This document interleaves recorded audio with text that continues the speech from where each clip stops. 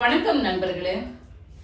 Cockroach Janata party தலைவர் அபிஜித் தீப்கே அவர்கள் தலைமையில கடந்த 42 நாட்களாக, அதாவது ஜூன் 6ஆம் தேதி தொடங்கிய போராட்டம் டெல்லியில தொடர்ந்து இன்று வரை நடைபெற்றுக் கொண்டிருக்கிறது.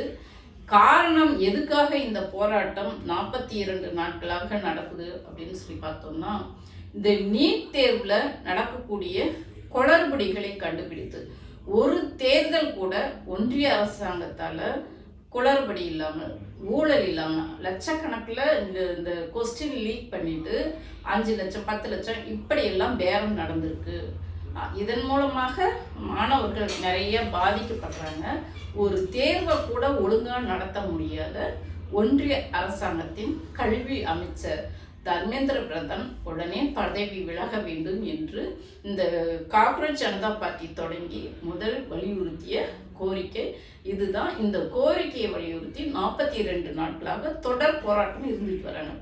இப்போ இந்த போராட்டத்தில் சமூக ஆர்வலரும் கல்வியாளருமாகிய சோனம் வாங்சுக் அவர் லடாக்கை சேர்ந்தவர். அவர் இந்த போராட்டத்தில் கலந்துக்கிட்டு ஆதரவு கொடுத்து 21 நாட்களாக உண்ணாவிரதம் இருந்து வருகிறாரு. அவருக்கு இப்போ 60 வயசு ஆகுது. மருத்துவர்கள்லாம் அவரை சோதிச்சுட்டு அவர் உடல்நிலை ரொம்ப மோசமாக இருக்குது, உடனே அவருக்கு உரிய ட்ரீட்மெண்ட் கொடுக்கணும் அப்படின்னு சொல்லிட்டு ஆலோசனை சொல்லியிருக்காங்க. ஆனாலும் அவர் உணவை எடுத்துக்க மறுக்கிறாரு. யார் இந்த சோனம் வாங்சு அப்படின்னு சொல்லி பார்த்தோம்னா, அவர் ஒரு கல்வியாளர். 1988ஆம் ஆண்டு அந்த லடாக் பகுதியில் இந்த கல்வியை குறித்து ஐயோ தோத்துட்டமே என்று வருத்தப்படுபவர்களுக்காகவே ஒரு ஸ்கூல் ஆரம்பிச்சிருக்காரு. அவருடைய அந்த சமூக மக்கள் மீது உள்ள அக்கறையை இது காட்டுது. அப்புறம் இந்த கோடை காலங்களில், மழைக்காலங்களில் வீணாகக்கூடிய அந்த நீரை சேமித்து அந்த நீரை கூம்பு வடிவ பனி தூபிகளாக செஞ்சு வெயில் காலத்தில் விவசாயிகள் பயன்படும் விதமாக அதை செஞ்சிட்டு இருக்காரு. மலைப்பகுதிகளில் அந்த மாதிரி ஸ்தூபிகளை ஏற்படுத்தியிருக்காரு. ஒரு சமூக ஆர்வலர், கல்வியாளர், பொறியாளர், இப்படி பல்வேறு தளங்கள்ல இயங்கக்கூடிய இந்த சோனம் வாங்சு என்பவர் தான் இன்னைக்கு 21ஆவது நாளாக போராட்டம் நடத்திட்டு இருக்காரு. உண்ணாவிரத போராட்டம் நடத்திட்டு இருக்கிறாரு. ரெண்டாவது இவருக்கு உயரிய ஆசியாவின் மிக உயரிய விருதான ரமோன் என்ற விருது 2018 ரமோன் மார்க்ஸ் விருது வழங்கியிருக்காங்க, விருது கொடுத்துருக்காங்க இவருடைய சமூக சேவையை பாராட்டி. இன்னொரு இவருக்கு படமே எடுத்திருக்காங்க ஹிந்தியில். 3 Idiots என்ற படம் அமீர் கான் நடித்தது.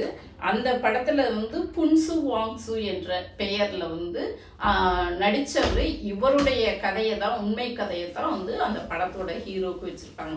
அப்படி ஒரு சிறப்பு பெற்ற மனிதர் இன்னைக்கு இந்த நீட் தேர்வில் நடத்தப்படுகிற குளறுபடிகளை கண்டிச்சும் தர்மேந்திர பிரதான் ராஜினாமா செய்ய வலியுறுத்தி 21 நாட்களாக போராட்டம் இருந்து வந்த நிலையில இன்னைக்கு போலீஸ் வலுக்கட்டாயமாக அவரை தூக்கிட்டு போயிட்டு ட்ரீட்மெண்ட்ல வச்சிருக்காங்க. அந்த போராட்டத்தின் தலைவராக இருக்கக்கூடிய அபிஜித் தீப்கேவை இன்னைக்கு இந்த போராட்டத்தில் கலவரத்தை ஏற்படுத்தும் விதமாக அவர் மீது மைய வீசி இந்த கலவரத்தை ஏற்படுத்தியிருக்காங்க. இந்த போராட்டத்துக்கு ஆதரவு கொடுத்து 2 நாட்களுக்கு முன்னாடி தான் திராவிட முன்னேற்ற கழகத்தின் துணை பொதுச் செயலராக இருக்கக்கூடிய அண்ணன் ராசா அவர்கள் போய் பேசிட்டு இந்த சமூக ஆர்வலர் ஐயா சோனம் வாங்சுக் அவர்களுக்கு பேசி நாங்கள் இந்த போராட்டத்துக்கு முழு ஆதரவு கொடுப்பதோடு மட்டும் இல்லாமல் பார்லிமெண்ட்லேயும் எங்களுடைய குரல் நீட் எதிர்ப்புக்காக வேண்டி குரல் எழுப்புவோம். ஏன்னா தமிழ்நாட்டிலேருந்து 30 மாணவர்களை நாம் பறி கொடுத்துருக்குறோம் நீட்னால. அது மட்டும் இல்லை, நிறைய மாணவர்கள் மருத்துவ கனவை இழந்து இருக்காங்க, மன உளைச்சலில் இருக்காங்க. அதனால திராவிட முன்னேற்ற கழகத்தின் கொள்கை என்பது நீட் ஒழிப்பு தான். அதை எதிர்த்துட்டு இருக்கிறோம். தொடர்ந்து இந்த நீட் வந்ததுலேருந்து எதிர்த்துட்டு இருக்கிறோம். அதனால இந்த நீட்டை எதிர்க்கக்கூடிய காக்ரோச் ஜனதா பார்ட்டியோட இணைந்து எதிர்ப்போம் என்று, ஆதரவு கொடுப்போம் என்று ஆம் ஆத்மி கட்சியோட தலைவர் அரவிந்த் கெஜ்ரிவால் அவர்களும் அண்ணன் ராசா அவர்களும் சேர்ந்து போய் ஆதரவு கொடுத்துருக்குறாங்க. இந்த ஆதரவு என்பது யாரெல்லாம் மாநில உரிமைக்காக போராடுகிறார்களோ அவர்களோடு திராவிட முன்னேற்ற கழகம் இணைந்து செயல்படும் என்பதற்கான சமிக்கையாக நம்ம வந்து இதை பார்க்கலாம்.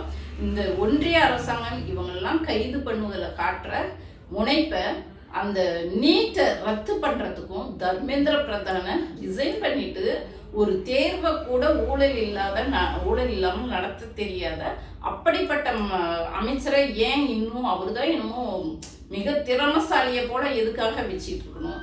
அவரை ரிசைன் பண்ணலாமே. இன்னைக்கு ஆயிரக்கணக்கான மாணவர்கள் டெல்லியில் ஒன்று திரண்டி போராடிட்டு இருக்காங்க. இந்த மாணவர்களுக்கு மதிப்பளித்து அந்த அமைச்சரை ரிசைன் பண்ண வைக்க வேண்டும் என்பதுதான் எல்லா இளைஞர்களோட மாணவர்களாக கோரிக்கையாகவும் இருக்கிறது.